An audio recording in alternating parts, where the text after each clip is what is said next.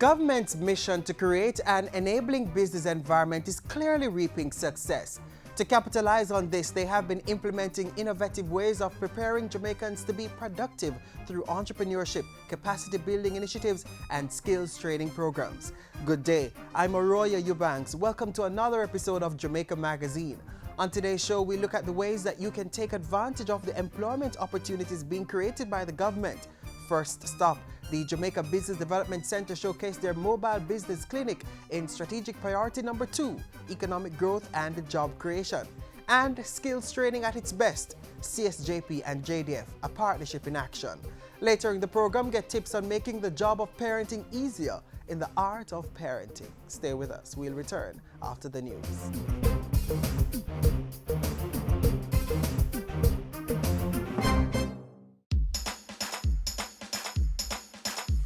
We want a productive Jamaica.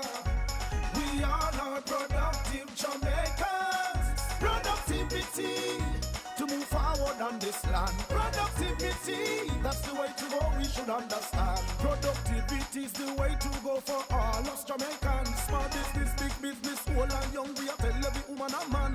We want growth and prosperity for a better nation with a building plan. So we can build our product and sell our product and put more money in our hand.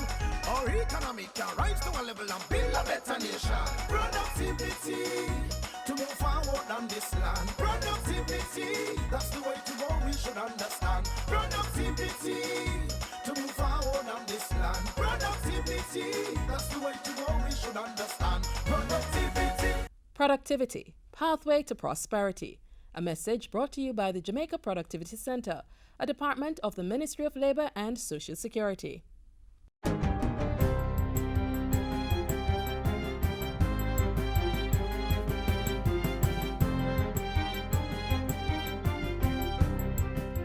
Good day, I'm Stacey Ann Smith, and this is your GIS News for Wednesday, March 4. Representatives of government, the opposition, and other sectors in the society have all condemned the brutal slaying of a 14-year-old Donald Quarry High School student. Kay Alicia Simpson was found chopped to death at her home in Newland, St. Thomas, Tuesday morning. Youth and Culture Minister Lisa Hanna says attacks of this nature have no place in our society, and the nation must exercise greater levels of care for and protection of our children who remain among the most vulnerable in society. Similar sentiments were expressed by the Education Minister, Reverend Ronald Thwaites, Opposition Leader Andrew Holness, and the Opposition Spokesperson on Information, Culture, Entertainment and Gender Affairs, Olivia Grange, as well as the Office of the Children's Registry. The Youth Ministry, through the Child Development Agency, deployed a team of first responders to the girls' community. Minister Hanna says they will also be providing grief counseling and other emotional support to the family of the deceased once they are given the go-ahead by the police.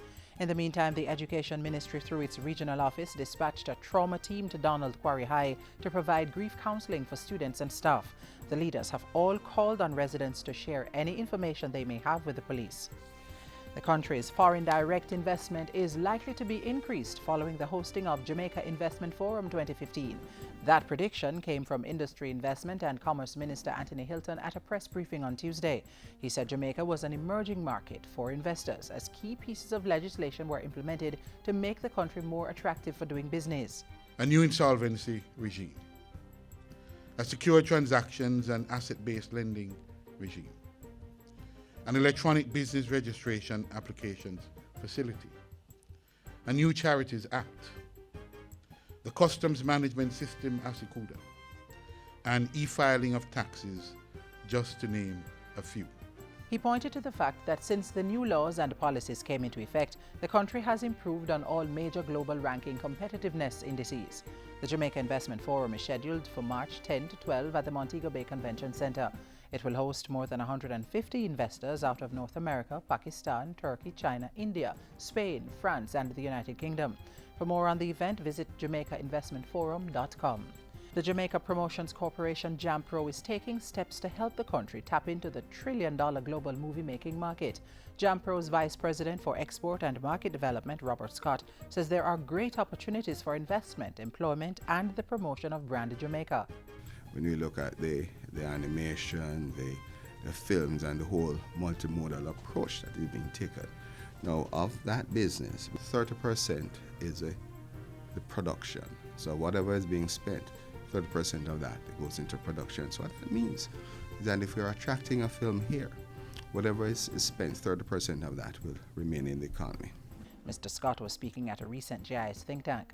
He said Jamaica was ahead of the region in the film industry, with more than 3,000 films shot in the country and producers and directors with over 40 years of experience.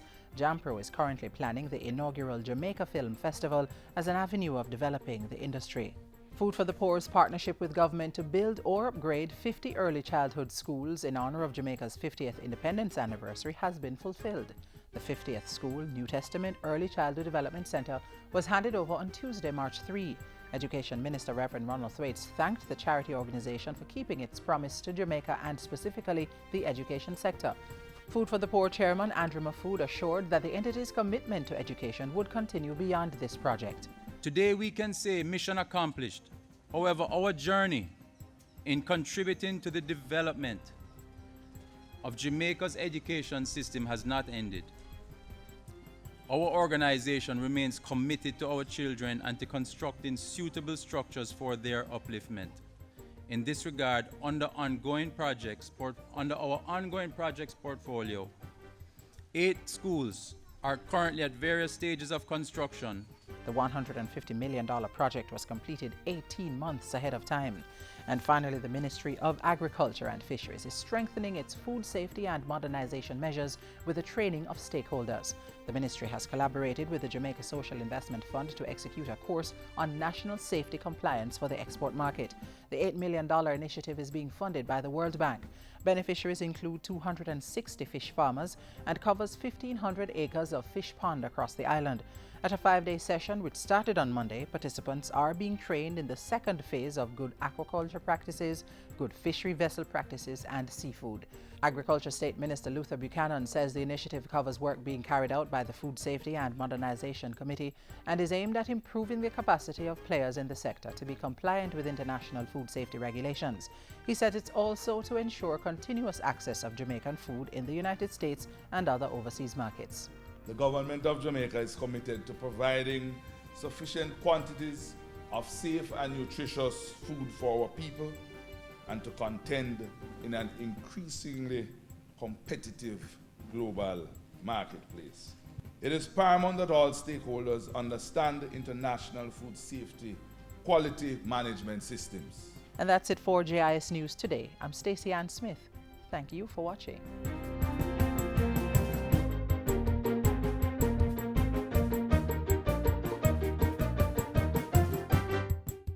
One of the innovative ways the government is creating a productive society is through the use of a mobile business clinic, which will create access to business services and enhance training for persons engaged in the micro, small, and medium enterprise sector. Learn more now.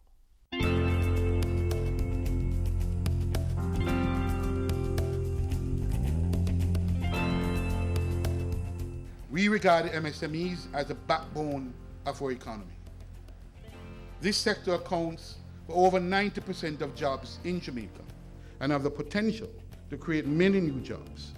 They must be nurtured and they must be supported at all levels. That's why the Ministry of Industry, Investment and Commerce, through the Jamaica Business Development Corporation and the private sector, has launched the Mobile Business Clinic initiative. It's another strategic move to create jobs and grow the Jamaican economy, a priority for the government.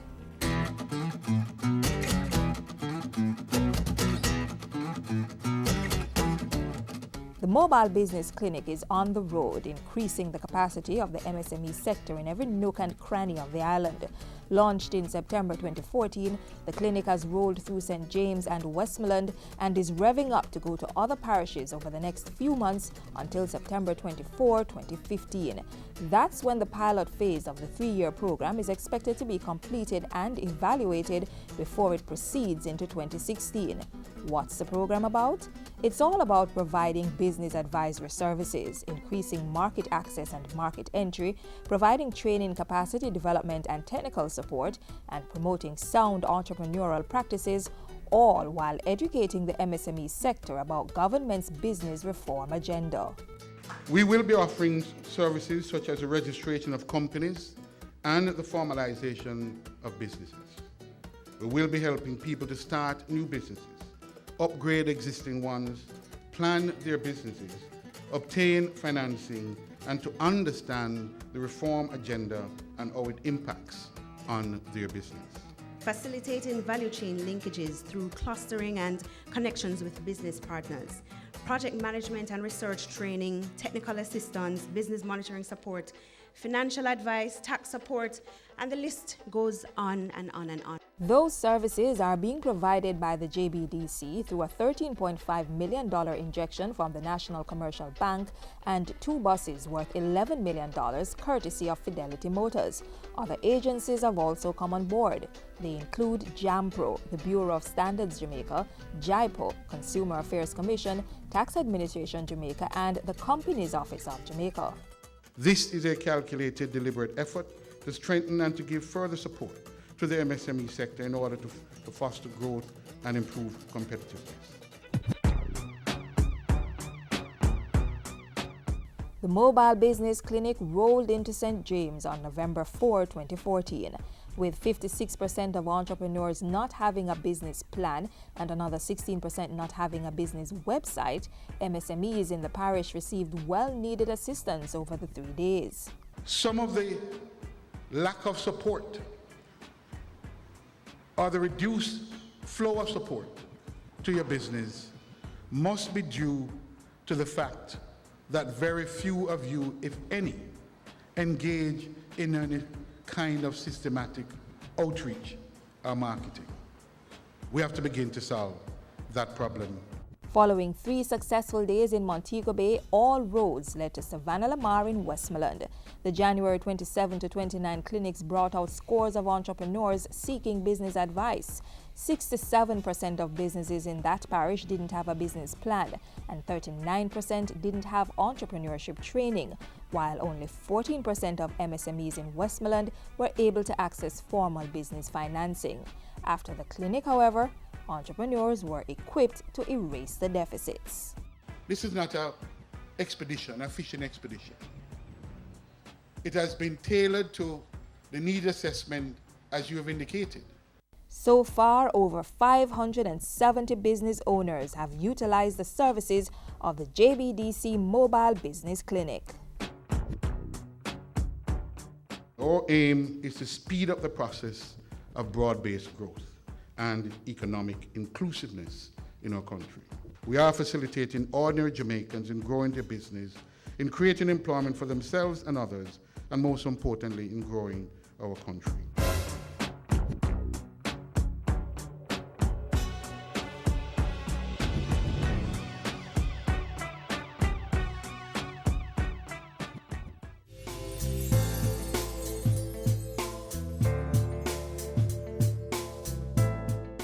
In our next feature, we look at how the Citizen Security and Justice Program, CSJP, and the Jamaica Defense Force, JDF, are partnering to provide skills training and job opportunities for unattached youth. General construction, welding, auto mechanics. I'm checking the level of oil in the power steering reservoir. Plumbing, and electrical installation. Just some of the focus areas under the Citizen Security and Justice Program, CSJP's internship program with the JDF at Up Park Camp.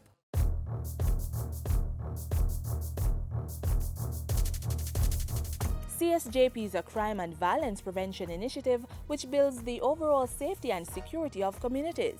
Part of the prevention strategy involves providing an outlet for young people to support themselves and family, rather than turning to accusatory crimes like robbery and violent crimes like murder. And so, in 2012, the CSJP began a partnership with the JDF through a Memorandum of Understanding to offer on-the-job training to hundreds of youngsters. It initially started out as a 6-month program, but based on feedback from participants and organizers, it was extended on about 2 occasions. Over 400 participants are now expected to graduate in December 2013 and receive certificates from CSJP and JDF. The partnership was born out of the fact that many of the youngsters we observe lack practical experience, and given the current macroeconomic situation, many of them were unable to get jobs. So, since the JDF has a number of construction projects underway at Up Park Camp and CSJP participants need the experience, the partnership allowed those who are already certified to undertake the required tasks. That leaves room for members of the JDF Engineering Regiment to embark on other projects of national importance. The target group is unattached or at-risk youth, persons in the 20 to 35 age group who are certified by the Heart Trust NTA, have a clean police record, and reside in one of the 50 CSJP communities. The overall objectives of the program is really to improve the employability of the youngsters. But critically for us also is the improvement in their social skills. The CSJP also pays a stipend and provides the safety gear for the youngsters, while the Army representatives supervise the participants and the execution of their tasks. They will come in and whatever it is that their tasks are or their supervisors will pass on to them, they will do whatever that is for the day. And even if they don't know what to do, they'll be coached and told what to do. And eventually they acclimatize or they manage to simulate it, and it works for them in the long run. One of the good things about this CSJP JDF program is that the participants are being cross-trained, allowed to develop a multiplicity of skills. As part of the crime-fighting strategy, the government has been focused on improving the relationship between the citizens and security personnel, building trust, and reminding persons that a safer Jamaica requires the input of all citizens. Now, through the CSJP program, that relationship is being bolstered as the participants have one-on-one interaction with the soldiers. Interacting with the soldiers, them, you know, when they are on duty on the road, they are totally different from over here. So, getting to know them, they are human beings as well. Some program participants who had no intention of being in the military even exceeded their individual expectations and decided to apply for a job. Recruiting has taken place, and you must recognize that the recruiting process for the Jamaica Defence Force is an open process. It is not limited to any individual or group. So even if these individuals were not a part of this program, they could have applied to become a part of the JDF anyway. A lot of my friends came on the program with not the interest of being in the army. They weren't exactly thinking in that area, but since we've been here, our mentality has changed so much that we have now I've seen the need to go in the army. Those friends have since graduated from the JDF training program and are now officially soldiers. Right now, I want to tell you I'm an all-rounder, right? Because I realize when I'm home, there's no challenge too hard for me to fix it. You understand? So right now, I'm a local Mr. Fix It. Before I came here, I was only able to wire a house. Now I'm able to climb posts and stuff. I was mostly worked on cars and stuff, but now I'm working on being able to work on the trucks and the tractors. I've learned a little more technicality and more teamwork. My plans of complete this program is trying to go out there, make myself more marketable and get a job that I can take care of myself and family. The Ministry of National Security through CSJP and the JDF, transforming the lives of unattached youth to enhance their vocational skills and promote positive behavioral change. It's all part of the broader strategy to beef up social intervention programs, creating opportunities for youngsters while keeping them out of harm's way. This will in turn lead to improved security and safety in communities across Jamaica, allowing the government to fulfill Strategic Priority 3 for the financial year.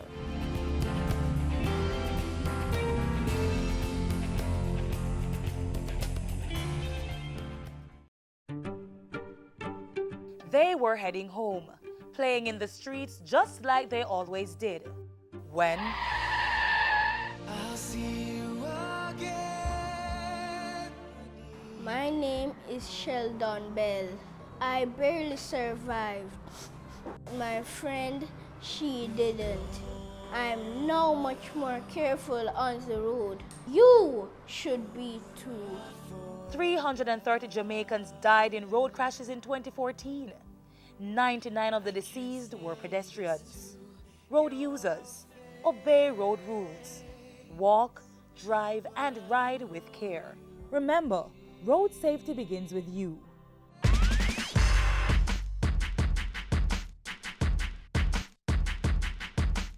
Have you been thinking about starting a business? Well, there's a new approach to business that is taking center stage across the world, that of the social enterprise. Social enterprises apply business solutions to social problems. They use revenue-generating activities to address community concerns and serve the general public interest. Here are a few things you need to consider when establishing a social enterprise. Make sure you are surrounded by radiators and not drains. Social entrepreneurs are optimists, realists, and opportunists. You need to ensure you have the right persons with the requisite skill set and attitude on your bus. So who's on your bus? Who are you taking on your journey? And of course, once you've got the people on the bus, it's also really important to make sure that they're in the right seats. Sometimes if people aren't, succeeding in a job, it's because they're in the wrong job. It's not because they can't succeed. So finding the right role to meet the skills of the people that you're trying to work with is absolutely critical. How do you know that people want to buy your product? Do your homework and market research. Don't just assume that your ideas are right.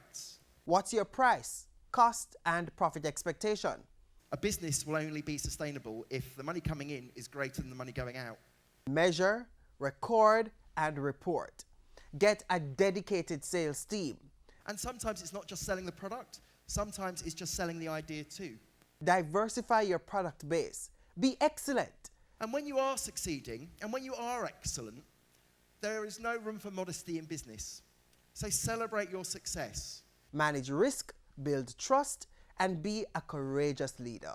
And remember this, that management is just doing things right. It's process orientated. But leadership is doing the right thing.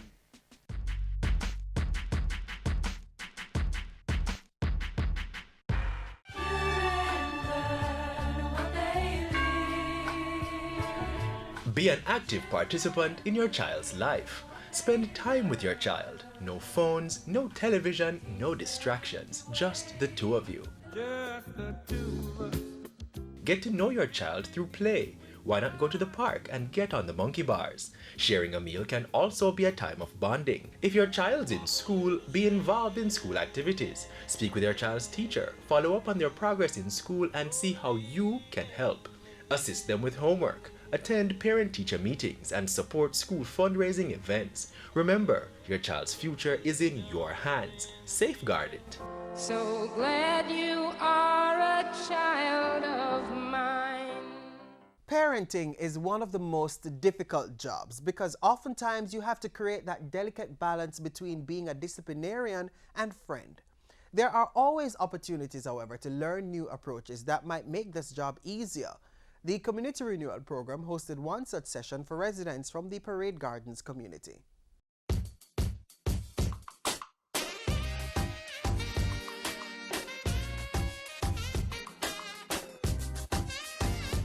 The Planning Institute of Jamaica, PIOJ, through its Community Renewal Program, CRP, has once again spearheaded a transformational project that has seen the rekindling of good family values.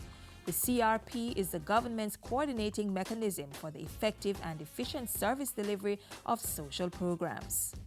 Our focus is on coordinating interventions around 6 broad areas. Those areas are governance, safety and justice, social transformation, youth development, physical transformation, and socioeconomic development.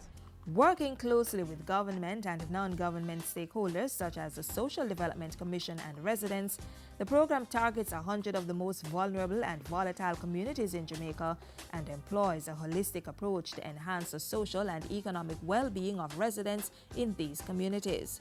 It is with this in mind that the Art of Living Foundation, AOLF, an international humanitarian organization that operates in about 152 countries, was engaged to stage a 3-day parenting workshop in the community of Parade Gardens.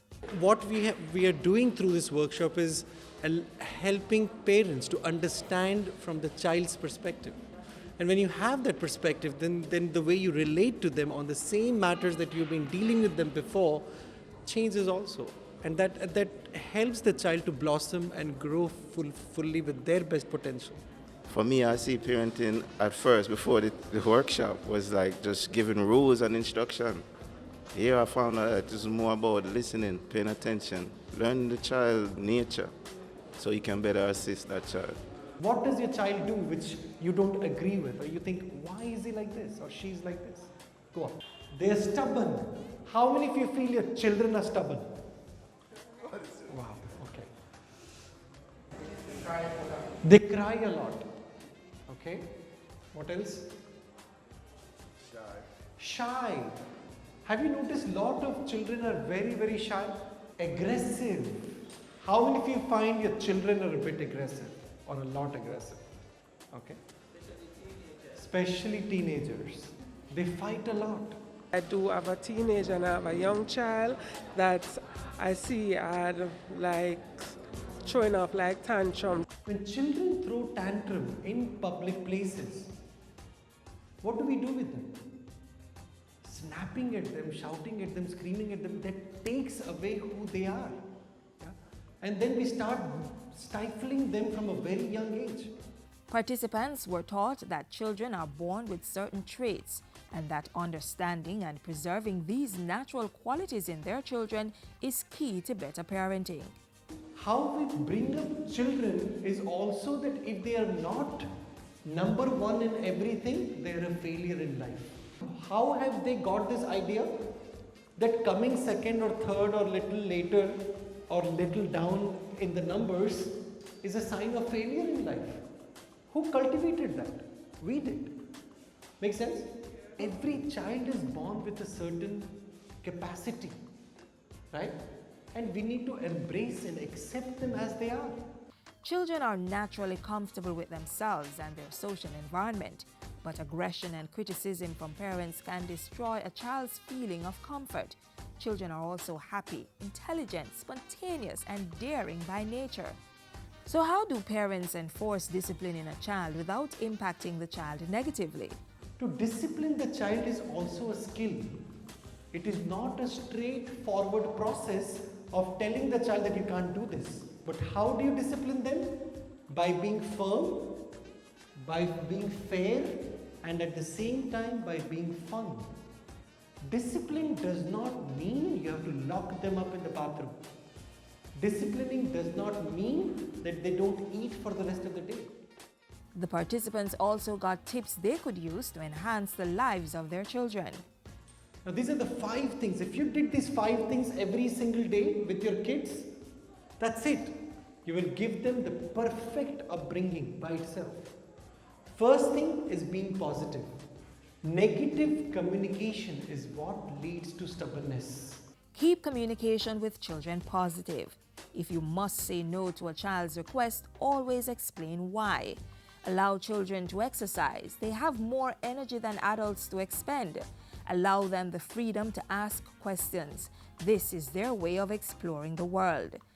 Spend time interacting with your children. This makes them feel connected and loved.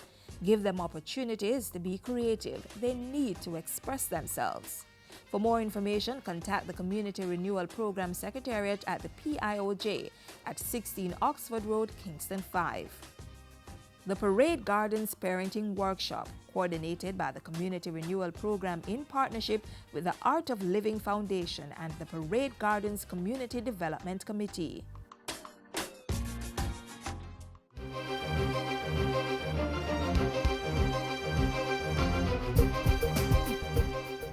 The JIS is here to keep you in the know. So keep the communication lines open by using our Twitter and Facebook pages, YouTube channel, and website jis.gov.jm. And a new way for you to stay up to date is by downloading the JIS News app from the Google Play Store. I'm Arroya Eubanks, and I leave you with a quote from A.W. Tozer. Refuse to be average. Let your heart soar as high as it will. Have a productive day.